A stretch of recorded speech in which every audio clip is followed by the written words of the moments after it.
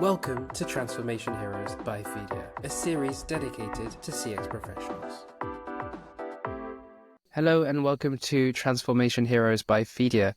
This is a series dedicated to the individuals in companies that have a massive impact on their company's ability to transform and improve. We explore challenges and ideas on how to empower these individuals, especially in the area of AI, data, CRM, and customer experience as a whole. Today, we will be covering support ticket issues, and I'd love to dive right into it. We have three different topics that we want to cover. The first topic is understanding what support tickets are, going into that a little bit more. Then we'll cover a little bit more about the advantages and the key benefits of using customer ticket data. And finally, we'll follow up with quantifying the business impact and how we can take advantage of customer ticket data in the long run. François, good to see you again. Good to be back, Carlos. Wonderful. All right, let's dive right in. So when we think of customer tickets data, we often think of three major teams, I would say. The first one being, the ones on the ground, the support team. Their business objectives are very much around SLA. We have the customer success team who are looking at, understanding the customer as a whole, seeing what areas can be done in terms of improvement, in terms of what's not going right. And then we have the product team, and they are looking at everything in a global picture and try to identify key areas of improvement. I'd love to understand a little bit from your point of view about the support side of things. Yeah, I think what's interesting, Carlos, is you've mentioned three. We can actually add HR when there's tickets to open a new account. They have some internal processes that also have tickets. You also have IT. So you have lots of internal tickets, you have lots of external tickets. And what we're going to focus on is just on the customer support one. So basically any customer that's going to report some issue to your business. And that data could be from multiple places, like some companies have one, some companies have three systems, but we're going to mention tools like Zendesk, like Salesforce, like HubSpot, like Freshdesk. There is millions of these tools, but every single company has one. So that's a first key advantage, but we're going to discuss that a little bit after. And what's interesting and what's very exciting about customer support tickets is you have a lot of text, you have lots of content, and it's really about the customer pain in a way that it's a very mature pain because the customer itself took the time to actually write you a ticket to explain you exactly what's broken, what's not working, and why you need help. Yeah, and I mean, you touched on it a little bit there about the customer being able to provide feedback. We have structured data, we have unstructured data as well. So obviously you have, for example, someone can write in an email, and that would be totally unstructured data. Or you might send, a little form at the end of an experience being like, give us feedback, and that could feed into a support ticket. I'd like maybe for you to just touch on your experience of how customer support tickets manage that data and what's the kind of key thing. So customer support tickets, they've been there for a long time. I would say since digitalization, if you look like Zendesk, it was created more than 20 years ago. So, these tools have been there for a long time. You have ServiceNow as well, but more from an IT side. And what's very, very interesting is it really captures, as I mentioned at the beginning, it really captures the pain. And most CX professionals or people that are looking to improve, the first reflex is going to go after survey data, which is a little bit more, which is very structured, which is very obvious. But the thing is, you're missing a part of what's really happening on the ground, and you have a lot more control when you ask a survey than when you're actually listening to your tickets data, because as you've mentioned, it's a free text. So basically, you will hear a lot of different issues. And some of them you can act on, some of them you actually can't. And that's what's interesting. One other thing as well is that it has to be part of a wider process. So tickets being a part of it, but you will have other sources of unstructured feedback data, such as social networks, such as online reviews. They're all the same kind of unstructured feedback data. But the ticket one are the one where you have the most text usually, and therefore making them very hard to process, but very insightful and very valuable if you do this well. Okay, so a common barrier traditionally has been that we just have too much text data to process and understand. Obviously, we have improvements in natural language processing. We have large language models now leading the way. Maybe we can touch on what I would say is the first advantage from my point of view, which is the untapped existing data. Yeah. If you could maybe talk on that a little bit, that'd be Yeah, great. is that as a business, you have like hundreds of thousands of records of customer complaining, asking questions. So if they're asking questions, I mean, they didn't find information. And again, like you may have like 20 years of historical data. At the end of the day, you don't need the 20 years because like so much changed in 20 years in your business. But you might want to focus, for example, on the last 12 months and the last like, like 24 months. And right now, if you go to your Zendesk account, to your like ticket system, and you have a look how many customer requests, customer tickets, customer inquiries were done, like through your ticket system, like you will have a lot of content. And what's very interesting and what's very exciting about this information is, again, it's available and it's yours. You don't have to buy it. You don't have to collect it. You already have it. And the key challenge was, okay, how do I understand all of that information automatically?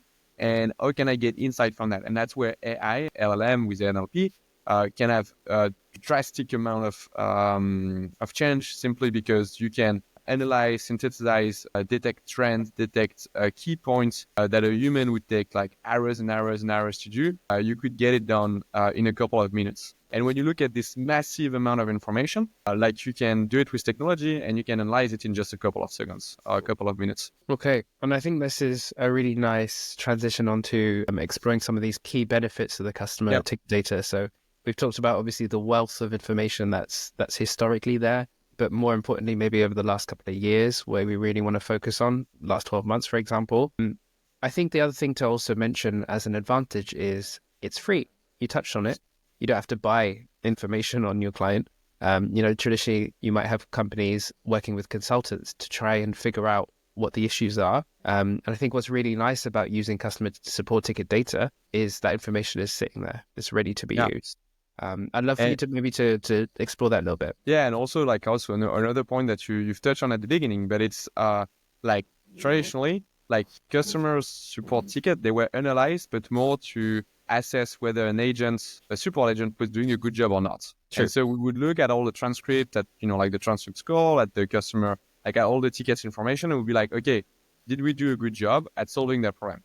Like the point of view that we're expressing here is a little bit different because we are talking about like understanding what's broken, what's not broken, what we could improve, what we could, like create as new product and new services based on this request, being part of a larger 360-degree view of your overall customer experience. And tickets are just one part of it, but it's a very, very important part of it because it's free and also it's already there. Another point on that is you probably want to analyze just the first ticket, like the first piece of information that enters the door. Like you don't have to analyze like if there is 20 different replies on the same ticket. Like what we just care about from a CX standpoint, or how do I, again, like improve my documentation, improve my sales cycle. Like 90% of that value at least is going to be in the first interaction, in the first ticket. And the support system, they've been excellent at omni-channel in the recent years. So now you have like chatbots, you have emails, you have web form to create a ticket. You have all of these different systems, but they're going to end up in the same place. Yep, and that brings us smoothly onto what I would say is advantage number 3, which is we have lots of content. So it'd be great to understand how maybe CX teams could efficiently sift through all this information. Are there tools or processes that could be used in order to prioritize the critical information? Yeah, exactly. And that's where you have like NLP, so natural language processing with AI, that is very, very valuable because you can do with all of that text contents. Again, I go to a website where I'm a client, I'm going to write a support ticket because, again, something is broken or I didn't receive my package. Through the text I'm going to send, like there is my sentiments, which for support ticket is going to be pretty negative if you compare it to your reputation, to social networks or to other sources. But you have the sentiments. You can detect like entities, so specific, for example, numbers, specific brands or partners that I mentioned. So that's the number 2. You can also mention topics. So for example, if there is a topic of like missing information, of payment issue, for example, with PayPal or with another payments third party. So that's number 3. And like that's a very, very good start to actually get some insights, because with all of this, if you look at it over time, you can start to see trends very quickly on what's broken and the impact of like what's broken at this level. And also one thing to mention, like the customer support channel is at a very specific moment of the customer journey. Like it's always in the vast majority of times, it's going to be post-purchase. And when we talk about like recommendation, like customers coming back, like making sure you build a brand that there is a lot of ambassadors and a lot of promoters, this is a very high impact moment in the customer journey. I'd like to challenge that a little bit, because I think one thing that we could maybe improve in is the fact of adding tickets throughout the customer journey. So not just having it at a point of, a key moment like an onboarding, an offboarding, but rather having it be more visible and more proactive, rather than reactive. Because traditionally, as we've talked about, it's mainly support teams that take up the lead. Whereas I think now we're looking at it being more of a company initiative, a company directive of understanding that data. So I wondered if maybe you could explore a little bit of what potential insights we could get throughout the customer journey rather than just a key. That's where again, like AI is a key, like it's a game changer simply because again, like if you analyze a set of tickets, so let's say like you analyze 500 support tickets, there is a lot of different ways to analyze that support ticket because you can see it from a customer support standpoint, like did we do a good job as support agents? Did we solve the issue? You can look at it from a customer experience angle, like was the support experience good, but like not just one specific piece, but the whole customer experience journey. And then you can look at it from a product standpoint, like, okay, did the products, the bugs, were this identified and solved? And so this ticket data contain information that is not just for the customer support team, but that has to, be actions with other departments within the organization. And the only way to do this at scale and doing it in a cost-effective way is to have systems that I can actually take that information, the same information, and build like different reports, different action plans based on the specific interest and specific value in regards to the different teams. And that's where, again, like AI is a big game changer, and that intelligence should not be siloed into a specific use case or specific team. That's a really excellent point. One thing I'd like to also just touch on as maybe one of our final advantages to cover is customer profiles. Yeah. So obviously they are, the be all and end all. It's great to have a full customer profile, but it can be quite complicated to build that out. So obviously we have, say, John Doe has come through. They've given their email address, but that's a very, select point. We might not know a lot about that user. So it'd be great to understand how we can use things like CRM and maybe, survey data to link that information together. So that's where like the larger customer intelligence ID makes a lot of sense. The good news is if you look right now at your support system, it's usually directly connected to your CRM system. And therefore you have all the information to make these insights valuable. That's interesting because it's a use case that has been solved like not now, not with AI. It's been solved like a couple of years ago, between 5 and 10 based on, the company's maturity, but to solve the customer's problem in an efficient way and therefore to provide a great customer experience when you're providing support, you need all the context. So that's kind of like the good news is this information, this textual information where you can find issues about what's broken, what's not broken, about like ideas from your customers and so on. Like it's already well connected with all the context that lies into the CRM, into the operational data. Like it's already plugged in simply because your agents need this information to actually solve the problem. And if you look back from a customer intelligence standpoint, and you'd be like, okay, how do I improve? How do I detect? And how do I measure the impact of these improvements at scale? So not just solving one ticket, but having a global view. Well, that information is already there. So you can already make correlation because you can see for a specific text that enters the system, all the context around it. So to answer your question, Carlos, it's pretty straightforward. And that's the good news. Okay, and I would love to kind of understand now that we've talked about the support tickets, I'd love to understand a little bit more about how we can provide business value with the support tickets. So what can we get that's quantifiable, that can make a business impact from the data that we've collected? Yeah, sure. So very simple to say, a little bit harder to do. But so first things first, you want to capture all of this information, and then you want to detect two things. You want to detect what's working very well, kind of like the positive points and what makes you, from a competitive standpoint, different.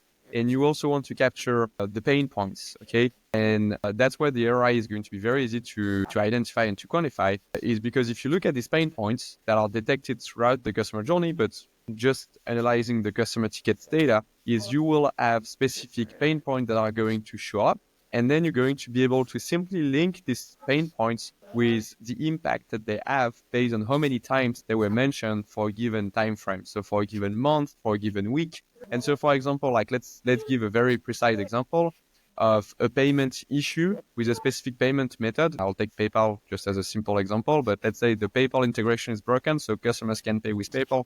They create tickets. Like if you analyze your tickets data and that information gets very quickly like forwarded to the payment team, like they can identify that very, very quickly, and the impact can be measured, whether it's just for a specific geography. You can see this because in the tickets data, you have the CRM information and therefore you know where they're based. So you can identify the correlation, but also you can make sure that when you have this information of like how many people are impacted for that specific pain points, well, then you just have to multiply it by the lifetime value of these customers, and that will give you the financial impact. And if you do this with all the pain points on a weekly basis, well, then you have a very competitive and very strong system to identify not just for specific tickets, oh, we have an issue with PayPal payments, but it's been mentioned like 30 times, and it is just for a country equal Italy that we have this problem because it's blocked. And if you were to look at it, like one by one, like you would see the problem at some point, but you would see it like over weeks and weeks until someone rings the bell and be like, oh, yeah, I think we have a problem with PayPal in Italy. Was like if you were to analyze all of your tickets data and you were to automatically detect the pain points, well, you would see this, and then you would be able to automatically detect it, and there would be an alert that would say, hey, we have an issue there.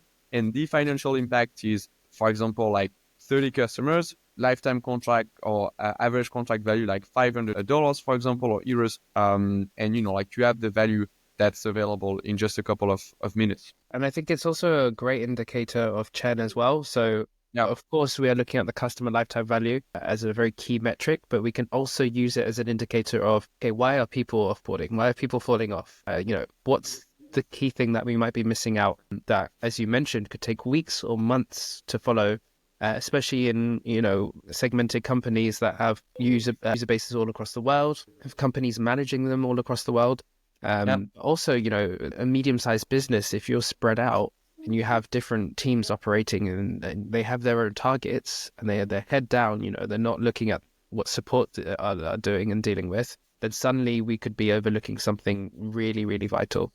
Yeah, and again, like that's why, because it's very interesting and important to to get that. Again, as you mentioned, it's free data. You already have the information. And again, this is just to keep in mind, like if you were to just analyze this information, that is just one source. But then it's very easy to do the same with like your reputation, with your surveys data, with your social networks, and that will give you like a 360-degree view. And you will find a correlation and trends between these channels. But tickets data is the one I think we prefer, simply because, again, like it's free, it's already available. You have lots of text, so the ROI is very simple to show. Great. Well, I mean, if I were to summarize what we've covered in today's call, I think the first thing is we're moving away from an individual target-based system of, the support team are managing the tickets and they're the ones having a target, or, we're evaluating an individual or a team. We're moving away from that, and we're moving way more to a company business strategy-led approach, which is how can the business as a whole improve using the ticket data. I think we touched a lot on how we can detect sentiment, how we can detect trends from topics, and then we would look into detecting what works, because it's always great to ring the bell and tell your employees that things are working, and also obviously conversely looking at some of those pain points of how we can improve. And then one of the main things that we like to focus on at Feeder specifically is taking action. So using that information, how do we take action? How do we use systems to provide ways of, okay, this is the area that's going to provide the most value to your team, to your company as a whole. And I think that all kind of falls down into having a robust business strategy. Yeah. So yeah, is there anything else I was going to say? The final word, just to cut the noise. It's very important, because in tickets you also have, like, for people who read tickets, there is lots of noise. And so you have to be careful, and you want to have a system that's also able to cut the noise, because, for example, if there's all the product information, it doesn't really matter to you. Like, you need to understand what's broken or what's working well. So there is this challenge as well on that. But it's a fun journey. Wonderful. Well, thanks again, François, for your time. See you in the next one. Thank you, Carlos. Cheers.